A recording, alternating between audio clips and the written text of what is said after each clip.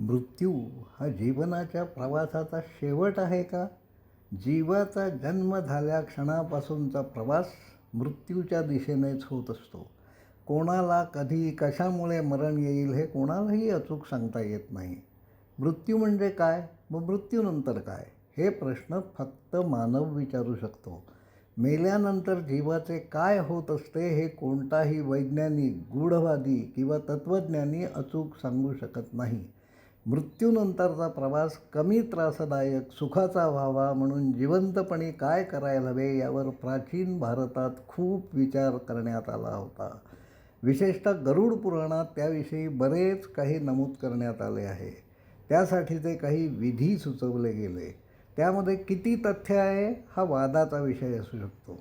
पण माता पिता, आजी आजोबा, घरातील ज्या ज्येष्ठांनी आपल्याला लहानाचे मोठे केले, जीवन जगण्यासाठी पात्र केले, त्यांच्याविषयीची कृतज्ञतेची भावना या विधीतून व्यक्त केली जात असते. मृत्यूनंतर काय होते, जीवाचा प्रवास कोणत्या मितीत कसा होत राहतो याविषयी आजच्या विज्ञान युगातही आपल्याला काहीही माहीत नाही.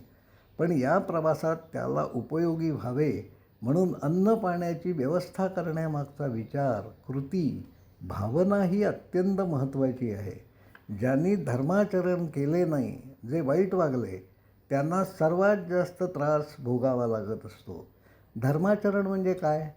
औदार्य न दाखवणे, देवास न भजणे, साधुसंतांचा मान न करणे, तीर्थयात्रांना न जाणे, लोकांना मदत न करणे, विहिरी, तळी, तलाव न बांधणे, आपल्या अन्नातील 2 घाससुद्धा कोणाला देऊ न करणे, वडीलधाऱ्यांचा आदर न करणे, उपास न करणे वगैरे. ही सारी पथ्ये पाळण्याने समाजाचे कल्याण होत असते. ज्यांच्या पदरी भरपूर पुण्य जमा झाले आहे, ज्यांनी बराच दानधर्म केला आहे, जे दयाळू व प्रेमळ स्वभावाचे आहेत, जे नेहमीच योग्य व न्याय्य वागले आहेत, त्यांच्यासाठी स्वर्गाची दारे नेहमी खुली असतात. माणसाच्या वर्तनात बदल घडवण्यासाठी त्यांना कसले तरी प्रलोभन दाखवावे लागत असते किंवा मनात कसली तरी भीती घालावी लागत असते. गरुड पुराणाने नेमके ते काम केले. पूर्वजांना पिंड अर्पण करण्याचा विधी नेमका कधी सुरू झाला हे निश्चितपणे सांगता येणार नाही. श्राद्धविधीसाठी केल्या जाणाऱ्या प्रयोगांचा संदर्भ गृह्यसूत्रांमध्ये पाहायला मिळतो.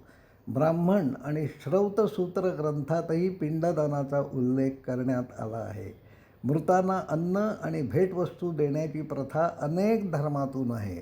अब्राहमिक धर्म पुनर्जन्म ही कल्पना मान्य करत नाहीत. हिंदूंनी मात्र पुनर्जन्म ही तात्विक, मेटॅफिजिकल संकल्पना स्वीकारली आहे. हिंदू धर्मामध्ये असणारी पुनर्जन्माची कल्पना या देशात असणाऱ्या जैन व बौद्ध धर्मांनाही मान्य होती आहे. आपले गतजन्मातील ऋण फेडण्यासाठी जीव नव्याने जन्माला येत असतो. मृतांना हे शक्य व्हावे यासाठी ते त्यांच्या पुढील पिढ्यांवर, वारसांवर अवलंबून असतात. कोणतीही गोष्ट मृत्यूसुद्धा कायमस्वरूपी नसतो. मृत्यू ही एक अवस्था आहे. जगातील सारे घटक त्या अवस्थेतून जात असतात. काहीशे कोटी वर्षानंतर सूर्यालाही मृत्यूला सामोरे जावे लागत असते.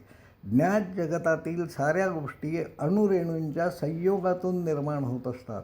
जिवंत असेपर्यंत त्या विशिष्ट रचनेतील अणुरेणूंचे काम चालू राहते. मृत्यू झाल्यावर ते सारे थांबते. अणुरेणूंना कामाला लावणारी अज्ञात ऊर्जा, तो विशिष्ट देह, ती रचना सोडून जाते. सतत होणाऱ्या बदलांमधून विश्व आकाराला येत असते. जग हे परिवर्तनीय आहे. भौतिकशास्त्रही नेमके हेच सांगते. गरुड पुराणाआधीच्या अनेक ग्रंथातून नरक ही संकल्पना मांडण्यात आली आहे. आपापल्या कर्मानुसार प्रत्येकाच्या वाट्याला नरक किंवा स्वर्गलोक येत असतो. हे वास्तव्य किती काळासाठी असेल हे वाट्याला आलेल्या मानवी जीवनात तुम्ही कसे वागलात यावर ठरत असते. पाप, पुण्य, स्वर्ग, नरक या साऱ्या मानवनिर्मित कल्पना आहेत. मानवेतर जीव सत्कृत्य, दुष्कृत्य असा विचार करूच शकत नाहीत. त्यांना त्यासाठीचा मेंदूच मिळालेला नाही. जिवंत राहण्यासाठी अन्न मिळवणे एवढेच त्यांच्या हातात असते. भक्षक पुढे कोणाचे तरी भक्ष होत असतात. नरकाची कल्पना सर्वप्रथम ऋग्वेदात पाहायला मिळते. खुनी, दुष्ट, पापी माणसांना त्यात टाकले जाते. नंतर अथर्ववेदातही ही कल्पना आली आहे. शतपथ ब्राह्मणात नरकाला यातना आणि दुःखाचे घर असे म्हटले आहे. नरक हे अंतहीन असे काळोख हे घर आहे. नरकाची भीती घातल्याने माणसे पापभिरू होतील व दुष्कृत्य करणे टाळतील अशा समजुतीतून नरक ही कल्पना मांडण्यात आली असावी. नरक म्हणजे काय, तुरुंगात बंदिस्त होणे म्हणजे काय, हे समजून घेण्यासाठी नारायण धारपांची बंदिवास ही कथा वाचावी ही विनंती आहे. धारपांनी त्यांच्या अन्य अनेक कथातून नरक या कल्पनेविषयी विस्ताराने लेखन केले आहे. या कथांच्या निमित्ताने कार्यशाळा घ्यायची झाल्यास त्यामध्ये सहभागी होणे आपल्यालाही आवडेल असे मानतो. धन्यवाद.